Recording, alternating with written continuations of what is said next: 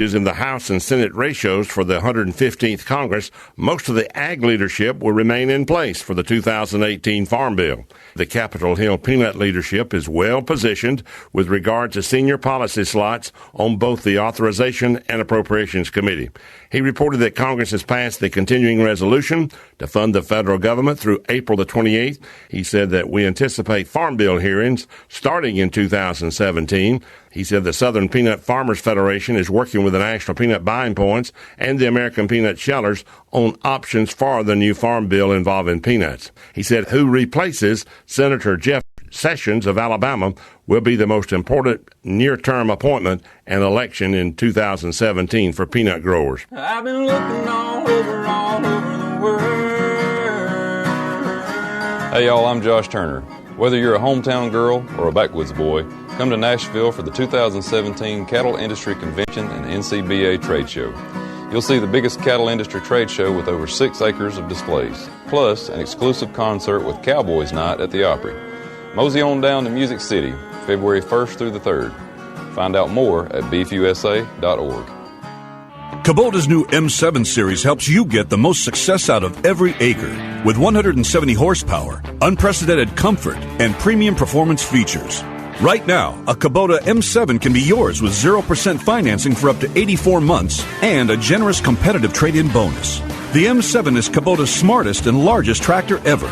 Add one to your year-end checklist. Call toll-free 1-800-794-4992 for details about cost and terms. Power and other specifications are based on various standards or recommended practices.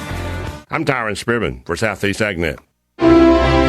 Buying and selling? Then you know about OcalaForSale.com, Marion County's internet marketplace. But there's something you might not know. I'm Michael Warren, president of USA for Sale. We created Ocala for Sale in 1998 with a passion to connect buyers and sellers and to help local businesses reach shoppers online. On Ocala for Sale, you're just a click away from thousands of deals for real estate, rentals, cars, furniture, appliances, horses, pets, and more. Looking for a job? Our Help Wanted section is booming. Shopping the villages and beyond? Now you'll find great deals on villages for sale, as well as our new statewide classified, Florida for Sale. Log on today and post your free classified. You'll reach thousands of shoppers who check our listings every day. Are you a business looking to get a corner on the internet marketplace? USA for Sale can help you reach your target audience in Ocala, the villages, and statewide. There's no better place to reach shoppers than right where they shop. Let us show you how. Learn more by calling 352-629-1663 or visit us online at usaforsale.com. Hi everybody, this is Tish, and I want to wish you a very Merry Christmas and a Happy New Year. Hopefully you'll spend time with family and friends and make this the best Christmas ever. Remember the reason for the season. Merry Christmas.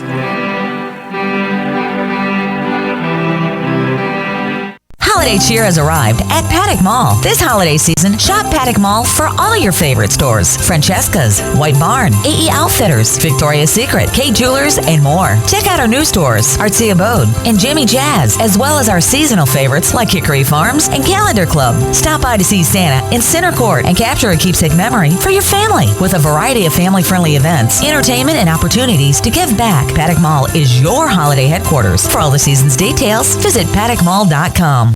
A young woman contemplating having an abortion is told by society that whether she has her baby or not, it is her choice. The House of One in Faith in Ocala wants to give that young woman a place to live in comfort during her trying time, to help her know that God's love is abundant and that He is not ashamed of her in any way. The House of One in Faith is free and confidential. For more information, call 352-687-8895.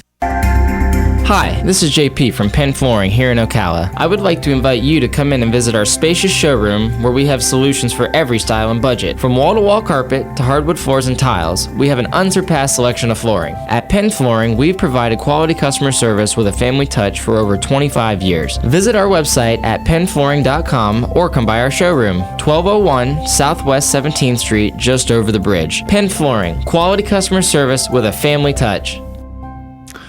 All right, 7 minutes after 11 o'clock. Thank you for tuning in. It's kind of exciting here at the mall as we get closer and closer to the holidays and the weekend. Yeah. Big weekend with the Hanukkah and Christmas falling on the same weekend, right? Oh, yeah. So it doesn't always happen that way.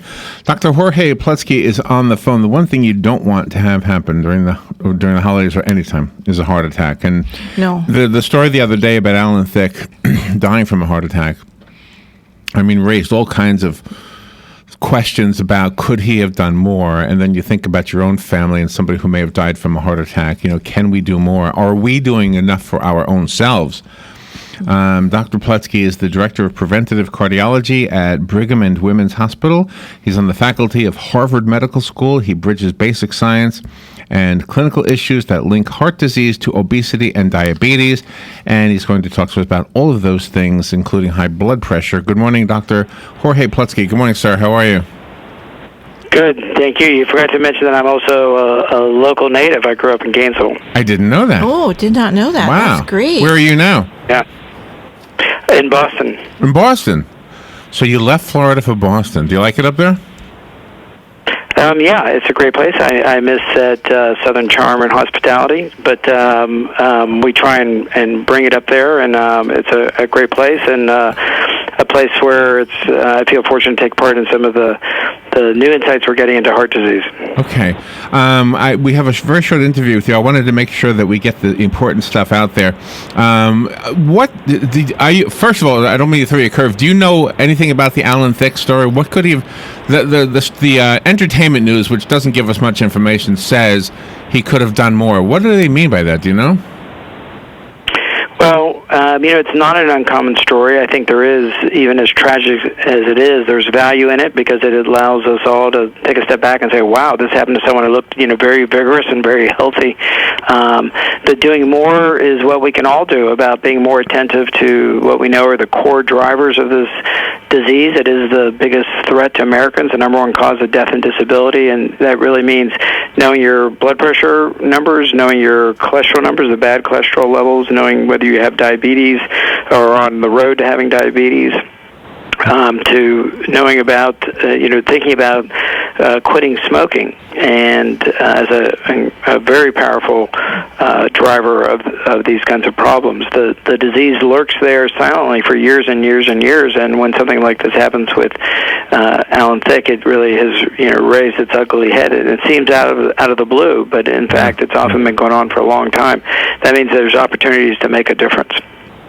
When you associate diabetes and obesity with a heart attack, that almost seems obvious. Smoking also seems obvious, but he didn't seem obese. He didn't. I don't think he was a smoker, and I'm using him as an example. But I mean, so many people. Yeah. Robin's dad passed away of a heart attack, and he was not. He was not 55. Obese. He was 55 years old. Right. He was not obese. Did he smoke?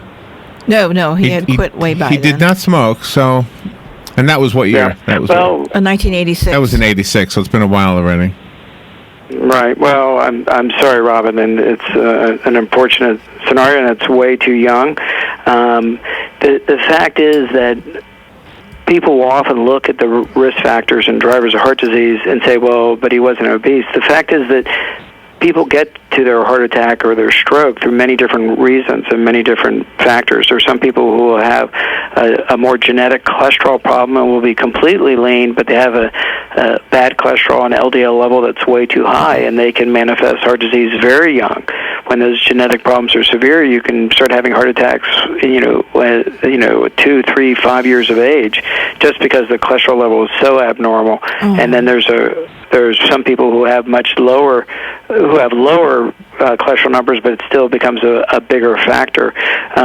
When you start saying, the disease arises over many years, and the event may happen suddenly out of the blue much later but the disease has already started. So the smoking earlier in your life can be gasoline to the fire that's increasing risk, and it's fantastic when people stop, and they really can make a big impact when they stop. But recognizing that earlier history of smoking as a potential risk factor, and that may warrant being more aggressive about blood pressure or cholesterol control, because that prior history of smoking has already been there and helping unfortunately accelerate things along the way. So people get at their problem in many different ways.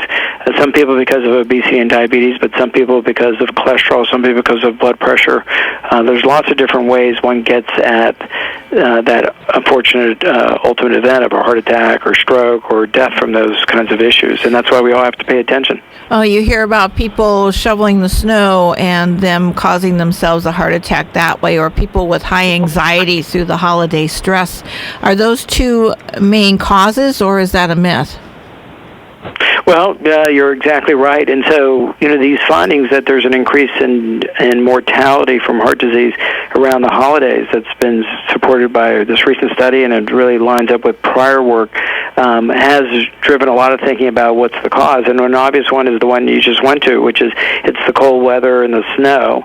There has been evidence that cold air can prompt some of these kinds of issues, and that certainly shoveling and people who haven't been active before and now are suddenly shoveling snow, that maybe that's the precipitant. We definitely see that in New England and other places like that. But interestingly, in the studies that were done, there was not a separation in warmer places. You still saw this increase even in warmer places like Southern California and the like, where there was this uptick in cardiovascular mortality. So that's had people questioning that and having them turn to other potential possibilities like stress. It is a stressful time of the year, many errands, buying gifts. It's also stressful financially. It's stressful in terms of work, closing out the calendar year, making deadlines. Maybe you're going to be traveling, maybe you're going to be away. Those are also stressful. People overindulge in terms of eating and drinking, and that can drive blood pressure and may be part of the story. And also, there are so many things going on that we get concerned that people aren't taking their medicines or aren't getting their refills set, and then have a hard time getting through to the doctor and renewing their medications. These are all possibilities. Even the idea, even the idea that maybe. I'm sorry. No, I'm interrupting. I didn't mean to do that. I was just commenting that it's all important. I do want to squeeze in one quick question, and I don't think it's probably we don't have enough time to really address it. But when we hear advertisements for supplements that claim to reduce cholesterol, for example, or maybe even improve blood pressure, or there was one I heard this morning that removes the plaque from your brain. Is there any truth to any of that stuff? Usually not.